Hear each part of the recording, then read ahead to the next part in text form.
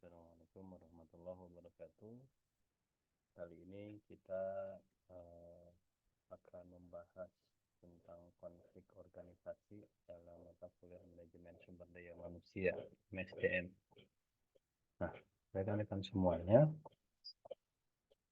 berkenaan dengan konflik, terutama konflik di dalam organisasi, banyak sekali pandangan-pandangan yang berkenaan dengan konflik.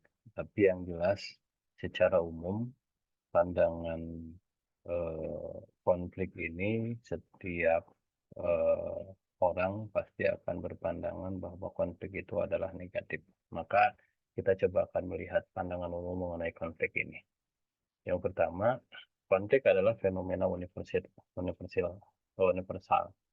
Jadi setiap orang mengalami konflik baik dengan dirinya, dengan orang lain maupun dengan kelompok. Jadi konflik ini merupakan fenomena yang universal. Setiap orang pasti akan mengalami yang disebut dengan konflik. Ya, tadi berkenaan dengan konflik, baik itu konflik dengan dirinya sendiri, terus konflik dengan orang lain, maupun konflik dengan secara berkelompok. Nah, dalam organisasi seringkali konflik dianalogikan dengan sesuatu yang negatif. Jadi, dalam organisasi itu selalu saja konflik dianalogikan sebagai sesuatu yang negatif. Jadi ketika ada konflik, maka pandangannya konflik itu tidak boleh terjadi. Konflik itu menjadi sesuatu yang negatif dan membahayakan bagi organisasi. Selanjutnya, konflik dapat memunculkan berbagai masalah, bahkan menimbulkan stres bagi yang mengalaminya. Jadi katanya konflik dapat memunculkan berbagai masalah. Jadi dengan adanya konflik satu akan memunculkan masalah yang lain dan sebagainya. Nah, terus menimbulkan stres bagi yang mengalami. Jadi setiap orang yang mengalami konflik katanya akan mengalami stres. Terus konflik dapat menimbulkan kegagalan pencapaian tujuan sampai organisasi terpecah belah bahkan hancur. Jadi pandangan secara umum bahwa konflik ini akan memunculkan atau menimbulkan perpecahan dan bahkan akan menghancurkan organisasi. Nah, itu merupakan pandangan konflik secara umum. Oleh karena itu, kita coba akan melihat beberapa definisi berkaitan dengan konflik. Secara etimologi, konflik ini berasal dari kata kerja Latin yaitu con dan fligere. Con itu artinya bersama, fligere atau fligere yang artinya benturan atau bertabrakan. Jadi ini ada benturan bersama. Jadi artinya kalau bersama itu lebih dari satu orang. Nah, secara umum konflik ini merupakan peristiwa atau fenomena sosial. Terjadi pertentangan atau pertikaian tadi antar individu dengan individu, individu dengan kelompok, atau kelompok dengan kelompok. Maupun tadi kelompok ini dengan pemerintah. Kalau berkenaan dengan administrasi publik ini ya. Nah, jadi secara umum ini merupakan sebuah fenomena peristiwa. Jadi adanya pertentangan tadi baik individu dengan individu, individu dengan kelompok-kelompok maupun dengan kelompok. Selanjutnya, konflik juga bisa dikatakan sebagai proses ketika salah satu pihak memandang pihak lainnya telah mempengaruhi secara negatif terhadap segala sesuatu hal yang dipedulikan oleh pihak pertama. Jadi konflik ini merupakan sebuah proses ketika satu pihak memandang pihak yang lain itu mempengaruhi secara negatif. Jadi pengaruhnya negatif. Ya, sesuai dengan keinginan dari pihak yang ingin mengubah itu sendiri. Terus yang berikutnya, konflik ini merupakan bisa diartikan sebagai perilaku anggota organisasi yang dicurahkan untuk beroposisi terhadap anggota yang lain. Jadi ketika terjadi oposisi, maka ya disitulah munculnya konflik. Nah, rekan-rekan semuanya, berkenaan dengan pandangan konflik ini, kalau tadi kita melihat pandangan secara umum, maka kita akan mencoba melihat eee, pandangan berkenaan dengan konflik ini. Ini kita akan mencoba melihat 3 pandangan. Pandangan yang pertama berkenaan dengan pandangan tradisional, yang kedua pandangan behavioral, yang ketiga pandangan interaksionis. Kita coba melihat. Yang pertama pandangan tradisional. Nah, bagaimana pandangan tradisional mengenai konflik ini? Jadi katanya konflik disebabkan sebagai suatu hasil disfungsional akibat dari, jadi ini, konflik ini katanya akibat dari suatu, disfungsional. Akibat dari apa? Satu, kesalahan, mendesain atau mengelola organisasi. Yang kedua, karena adanya pengacau dari luar ataupun pengacau dari dalam. Nah, ini berkaitan dengan pengacau dari luar, artinya bahwa ada orang-orang yang memang, mencoba dengan sengaja membuat konflik karena memang ada tujuan sendiri. Ada sesuatu yang memang ingin dicapai, yang memang, tadi ada hal yang ingin dicapai dan mencoba untuk, membuat kegaduhan dan membuat konflik itu sendiri. Nah, bisa dari luar ataupun dari dalam organisasi itu sendiri. Terus, bisa disebabkan karena adanya komunikasi yang buruk, gitu kan, karena memang di dalam organisasi butuh yang disebut dengan komunikasi yang komunikatif, gitu. Sehingga tidak terjadi miskomunikasi.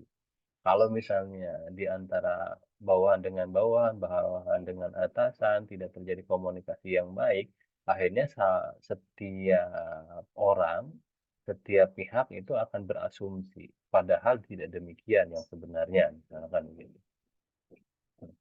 Terus kurangnya keterbukaan dan kepercayaan antara orang-orang. Ya tadi, karena adanya kurangnya keterbukaan, adanya kurang kepercayaan antara orang per orang, itu masing-masing tidak percaya satu sama lain, terus masing-masing tidak terbuka, akhirnya salah persepsi, terjadi miskomunikasi yang tadi. Terus kegagalan para manajer untuk tanggap terhadap kebutuhan dan aspirasi para karyawan. Nah, ini juga katanya karena memang manajer yang tidak tanggap, tidak paham, tidak mau berkomunikasi dengan bawahannya dan tidak mempedulikan dengan apa yang diinginkan oleh para karyawannya, gitu. Sehingga, nah ini yang akan bisa menyebabkan terjadinya konflik. Nah, ini katanya pandangan tradisional. Nah, dari adanya disfungsional ini, katanya konflik dipadankan dengan istilah kekerasan, penghancuran, dan ketidakrasionalan. Sehingga di dalam pandangan tradisional ini katanya konflik ini, sebagai kekerasan. Ini akan bisa menghancurkan. Ini adanya ketidakrasionalan. Sehingga pandangan tradisional meyakini bahwa semua konflik itu berbahaya dan harus dihindari. Artinya bahwa pandangan tradisional ini tidak mau adanya konflik. Pandangan tradisional ini menghindari adanya konflik. Gitu. Makanya di dalam bukunya Robin, meyakini bahwa semua konflik berbahaya dan harus dihindari katanya. Nah, jadi pandangan tradisional mengenai konflik begitu ya. Intinya bahwa menurut pandangan tradisional, konflik itu berbahaya, terus harus dihindari karena ini akan menghancurkan. Oke, itu pandangan tradisional. Selanjutnya kita akan melihat pandangan behavioral. Bagaimana menurut pandangan behavioral? Berdasarkan pandangan behavioral, katanya suatu hal yang wajar. Jadi konflik ini merupakan suatu hal yang wajar. Jadi di dalam semua kelompok dan organisasi, karena konflik tidak terelakkan, maka kaum behavioris menganjurkan penerimaan konflik. Jadi katanya, eee, konflik ini wajar dan ini tidak akan bisa terelakkan, pasti akan terjadi. Oleh karena itu kaum behavioris mengatakan bahwa, ya dianjurkan untuk bisa menerima konflik. Ketika adanya konflik tidak untuk dihindari, tidak berupaya untuk menghindari konflik dan sebagainya.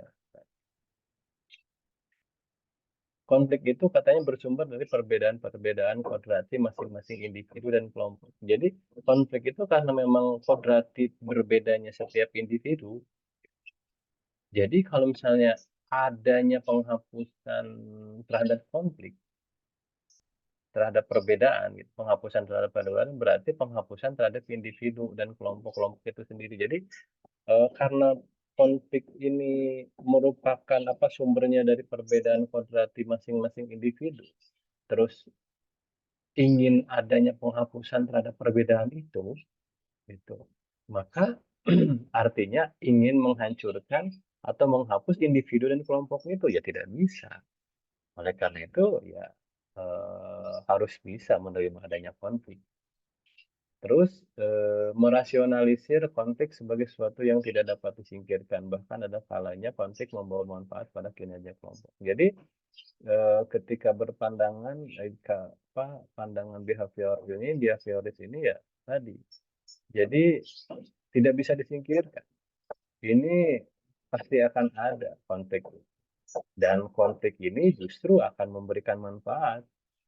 Gitu, manfaat terhadap kinerja kelompok. Jadi ketika adanya konflik, kita akan bisa mengetahui ini adanya perbedaan, adanya hal-hal yang memang tidak diinginkan oleh anggota kelompok, gitu kan.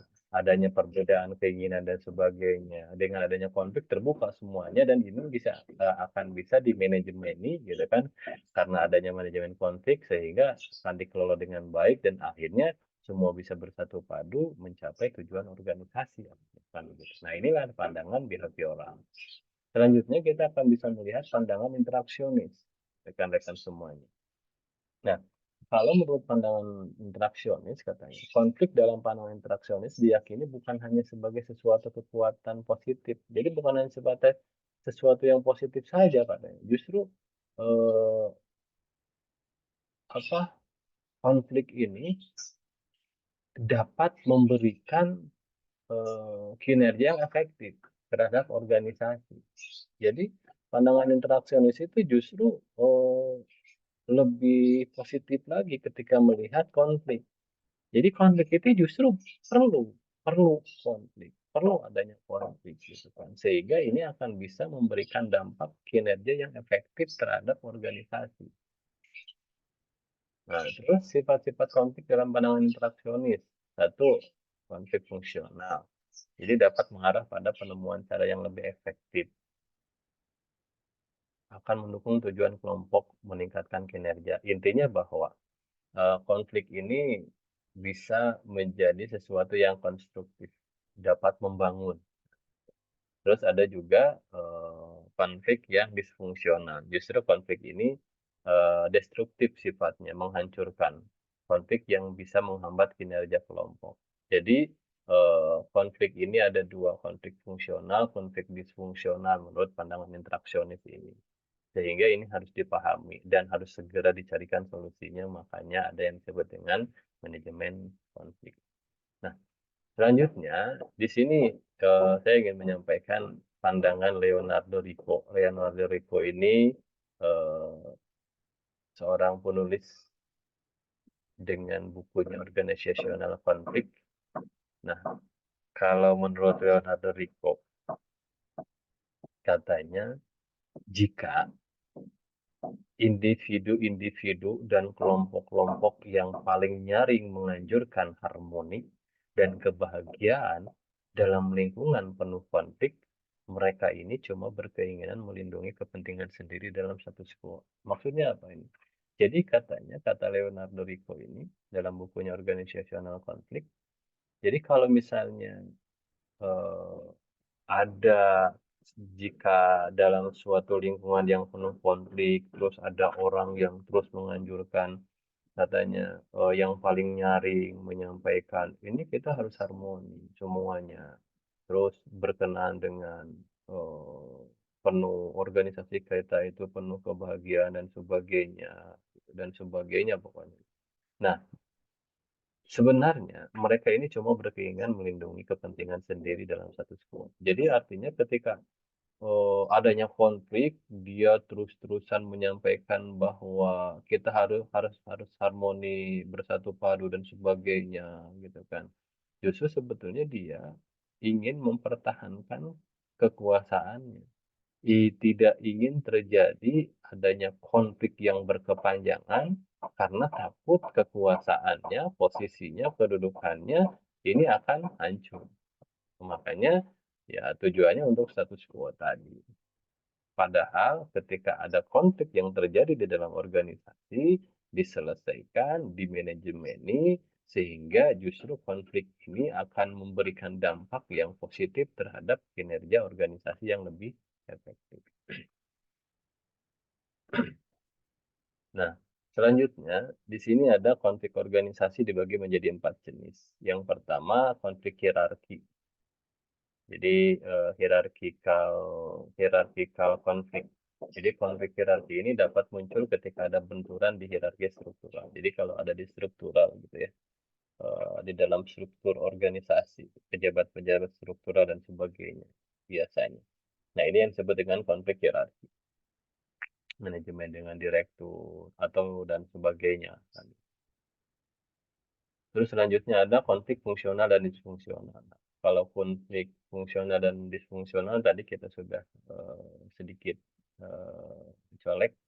Kalau fungsional itu lebih kepada konstruktif, konflik yang membangun. Tapi kalau misalnya disfungsional itu konflik yang destruktif justru. Adanya konflik itu justru akan menghancurkan, memang disengaja, mencari-cari masalah dan sebagainya. Selanjutnya ada konflik staf lini. Lini staf konflik. Konflik antar staf lini ini dapat muncul ketika hubungan antar garis wewenang dan tanggung jawab keduanya saling tumpang tindih dan tidak jelas. Kalau misalnya di dalam organisasi eh, adanya apa namanya overlapping terhadap tugas dan tanggung jawab. Nah, ini akan memunculkan konflik staf lini. Dan yang terakhir adanya konflik kelompok formal dan kelompok informal. Nah, rekan-rekan semuanya, kalau kelompok formal dan kelompok informal ini, biasanya kalau kelompok formal ini adalah kelompok yang memang kelompok yang dibuat dan memiliki struktur dan formal adanya SK dan sebagainya.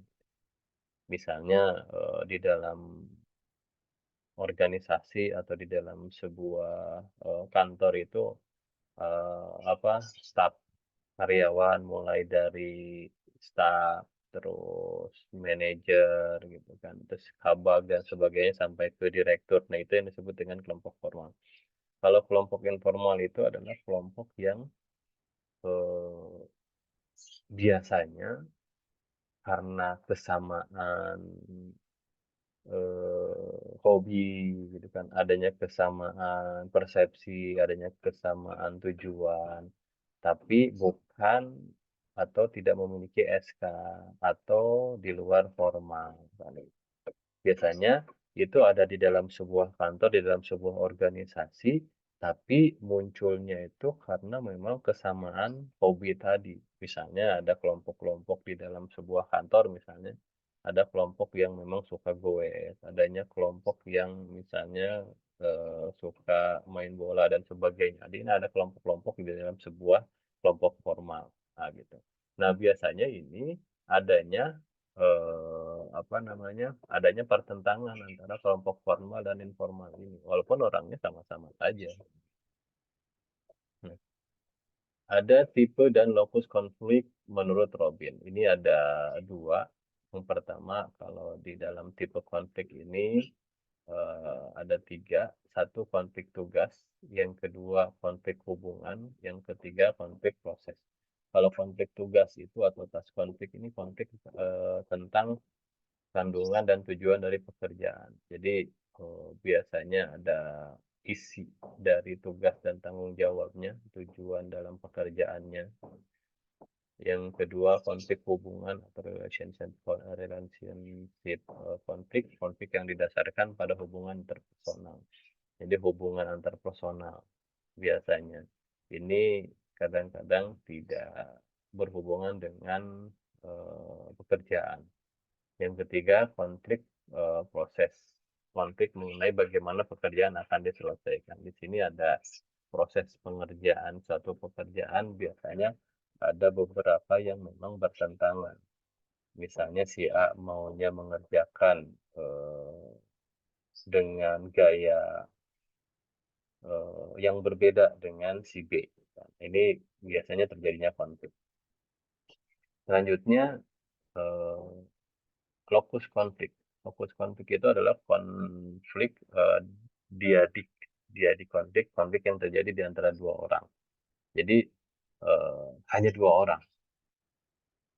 Kalau konflik, intragrup konflik itu konflik yang terjadi dalam sebuah kelompok atau tim. Ini kalau misalnya di dalam sebuah tim ada sebuah kelompok ini terjadi, konflik ini bisa, lebih dari 2 orang, karena ada di dalam sebuah kelompok itu. Dan yang ketiga adalah konflik antar kelompok atau intergroup konflik. Kalau misalnya di dalam konflik antar kelompok ini adalah konflik di antara kelompok atau tim yang berbeda. Jadi ada beberapa kelompok atau lebih dari satu kelompok atau minimalnya ada 2 kelompok ini, saling bertentangan, saling menjatuhkan dan sebagainya, ini terjadi konflik. Nah, ini ada ciri-ciri konflik. Kalau ciri-ciri konflik ini katanya sebetulnya banyak kalau ciri konflik ini. Ini ada beberapa saja yang bisa kita coba bahas. Yang pertama terdapat 2 pihak atau lebih. Jadi jelas. Jadi kalau konflik itu terjadi ada 2 pihak. 2 pihak itu bisa perorangan, bisa orang dengan kelompok, bisa kelompok dengan kelompok. Terdapat pertentangan pasti. Ini akan adanya pertentangan, perbedaan.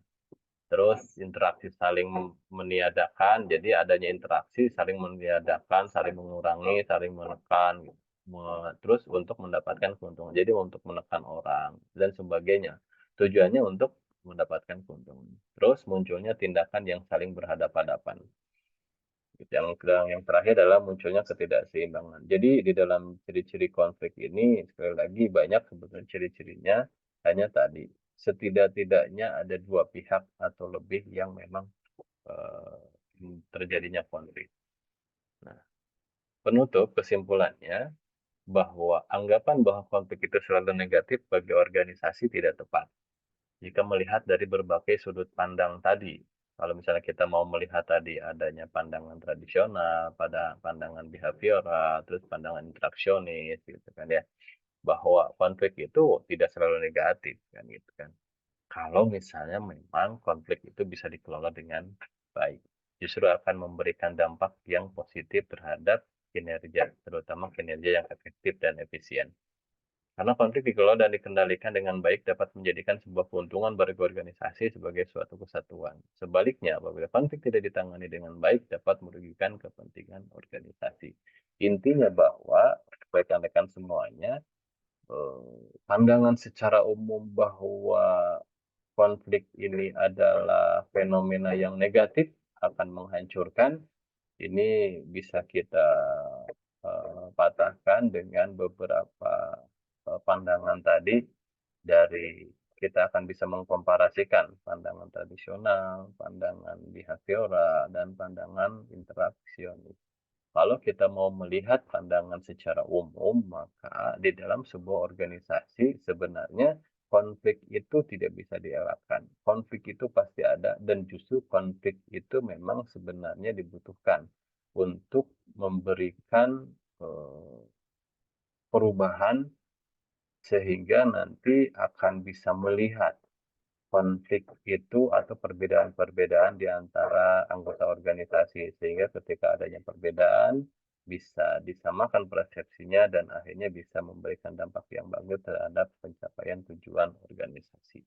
Oke, demikian rekan-rekan semuanya untuk mata kuliah manajemen sumber daya manusia berkenaan dengan, konflik organisasi. Terima kasih. Kita tutup dengan Assalamualaikum warahmatullahi wabarakatuh.